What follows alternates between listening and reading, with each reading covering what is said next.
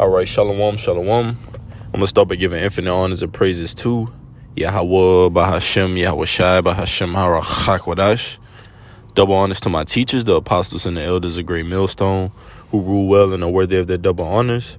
Peace and blessings to you, Aki, and pushing out this truth across the four corners during these last seconds of time. Kwam Yashala, shalom. All right, and this lesson is going to be entitled, Stop Thinking Things Will Go Back to Normal. Stop thinking that things will go back to normal. Lord willing, this message is edifying. This was just prompted by Isaiah the 24th chapter, and I was going into it in the NLT. And ultimately the fact that through all these judgments, Yahweh Shem Yahushua, whom the world ignorantly calls God, and Jesus Christ is sending on a planet Earth, all right, the inhabitants thereof are not mindful of the scourges. Let's get it real quick. This is 2nd Esdras chapter 16, verse 19. And it reads, Behold, famine and plague, tribulation and anguish are sent as scourges for amendment. So the Lord is sending these different evils on the planet Earth for a change to this society, all right, to usher in a new leadership and take out the old, all right? And ultimately, these things that are happening on the planet Earth, as it pertains to Amos, the 3rd chapter, shall evil be done in the city and the Lord had not done it? This is the Lord's work, all right?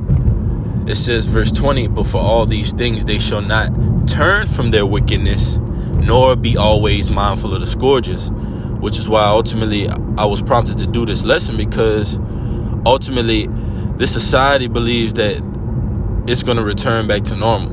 America is going to flourish again, all right?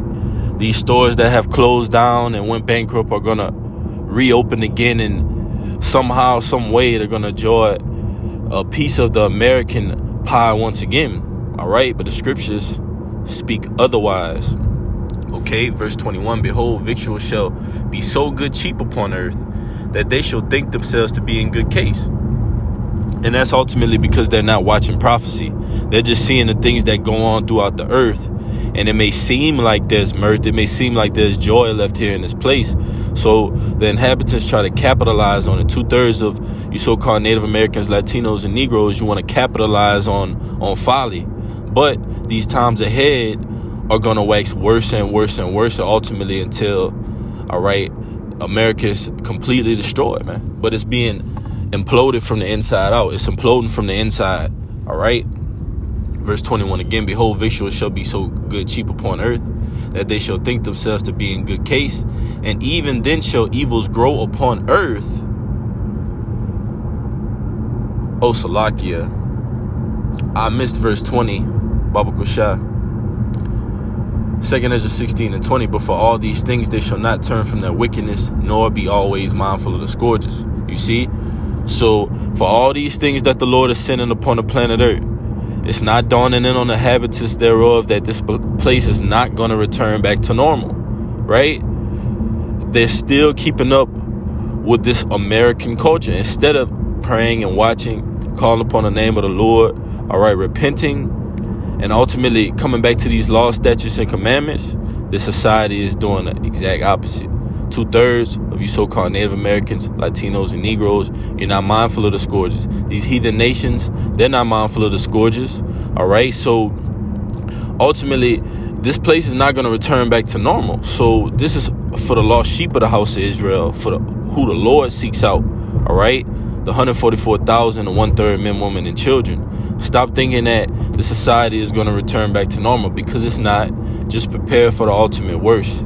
All right. And ultimately, if we're for the Lord, who can be against us? So we know that the Lord is going to cover us during these times. For as it is written, alas, alas, that day is great, is the time of Jacob's trouble, and he shall be saved out of it. And speaking of the hopeful elect, we're that exemption in these times.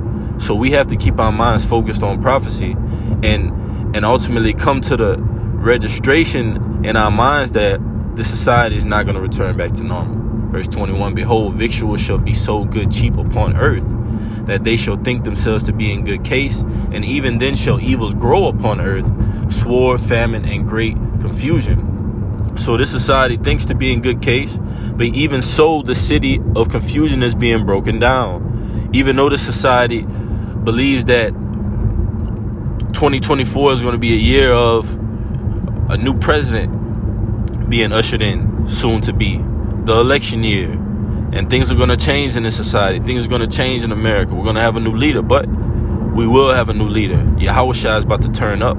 Okay, 2024, the hopeful year of Jacob's trouble. All right? So let's go back to Isaiah 24 and 10, and I'll just read in the KJV, then I'll read in the NLT. Isaiah 24 and 10 in the KJV. The city of confusion is broken down. Every house is shut up that no man may come in. And that's America. America is the city of confusion. Babylon means confusion, or Baal, confusion. And the society is operating under the exact same vibration of that name. Hence then it being fit for calling Babylon the Great, America in the scriptures. All right. This is that place of great judgment, the United States of America. Thus said the Bible. The Bible is speaking these things, and they're coming to pass in reality. That's how you know who's in control. Yahweh Shai is in control. And he's doing these things to America ultimately to fulfill his will and prophecy and usher in Yahweh Shai's return and the reigning once again of the hopeful elect, the 144,000. Verse 11, there is a crying for wine in the streets. All joy is darkened. The mirth of the land is gone. You see? And ultimately, that's what's going to happen. You're going to have the famine of the word, as it is written. You're going to have, like it tells you in 2nd Ezra, be ye pilgrims on the earth, prepare thee for the battle. All right? You're going to have wars and rumors of wars, martial law, FEMA camps, stormtroopers, all right? Invasions. You're going to have T attacks. All these things are going to be happening, and the people are going to be wondering why. What's going on? All right? But these things have been spoken by the mouth of the holy prophets through the spirit and power of Yahweh Shai.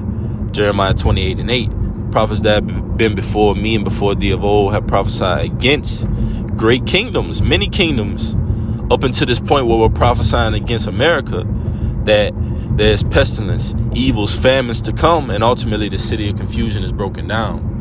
Verse 12, and the city is left desolation, and the gate is smitten with destruction. And I'll just read from 10 in the NLT on the right-hand side of the screen. It says, Isaiah 24 and 10, the city rich in chaos. Every home is locked to keep out intruders. You see? So stop thinking that this society is going to go back to normal, because it's not. As we see and watch the news, we give attendance to secular history according to biblical prophecy. We see that these things are changing in the earth for the worse. And how do we prepare? By taking heed. How do we cleanse our way? By taking heed to sound doctrine, the apostles' doctrine. That's how we're able to fight off these times. The helmet of salvation, the shield of faith, and so on and so forth. All right? The word. That's how we fight off these times. We stay diving into these rivers of living waters. Verse 11, mobs gather in the streets, crying out for wine. Joy has turned to gloom. Gladness has been banished from the land. You see? And there's going to be angry mobs in the street. There's going to be riots. There's going to be civil wars. The scripture speaks of all these things. All right? A town splintered by feuding, a kingdom divided by civil war is doomed. All right? And that place of great doom is America. And gladness is going to be banished from the land. It says the city is left in ruins, its gates battered down. Throughout the earth, Isaiah 24 and 13 in the NLT, throughout the earth, the story is the same. Only a remnant is left, like the stray olives left on the tree, or the few grapes left on the vine after harvest. And that's the hopeful elect. All right. Let my vine be kept. With great labor, I have made it perfect. Roughly paraphrasing. All right. The Lord says that he's prepared his hopeful elect for these times, but the rest should be burnt up. All right. Throughout the earth, the story is the same. So don't think this place is going to return back to normal. Whether you be in America, whether you be in across the four corners, this word is going out. This gospel shall be preached into the ends of the four corners, and the end shall come. Roughly paraphrasing. So we know that wherever the Lord has scattered his men, all right, he's gathered them by the word, and they're prophesying against this kingdom America. All right. And I just want to make a quick example in that verse where it said gladness is banished from the land, because we're going to see joy outlawed or forbidden. All right. Revelation 13 and 16 is soon to be implemented, and we're going to see the society go from being in mirth, like it tells you, and I believe the New Testament, it says the world rejoice, but their joy shall soon be turned to sorrow, and our sorrow shall soon be turned to joy. So it says banish. It says to condemn someone by proclamation or edict, to leave the country, to outlaw by political or judicial authority. See, all these things that these Americans love to do is going to be outlawed. It's going to be banished. It's going to be forbidden. It says announce, proclaim, levy, forbid, banish, proclaim, and outlaw. So all the liberties that you have in this society, you're able to go to the bank, go get food how you want to, go to the restaurants, go to the sports events. Revelation 13 to 16 says he calls it all, both small and great, rich and poor, to receive a charagma, all right, in the right hand or the forehead, that he that does not have the charagma cannot buy, sell, all right, and so on and so forth. So gladness is going to be banished from the land. You're not going to be able to do the things you love in this society. It's going to be forbidden.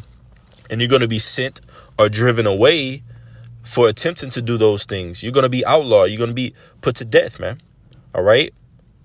So ultimately, stop thinking that this society is going to return to normal. Lord willing, this message has been edifying. I'm going to give infinite honors and praises to Yahweh, Bahashem, Yahweh Shai, Bahashem, Harachakwadash. Double honors to my teachers, the apostles and the elders of Great Millstone, who rule well and are worthy of their double honors. Peace and blessing to you, Akim, across the four corners. Till next time, Kwam Yashala, Shalom.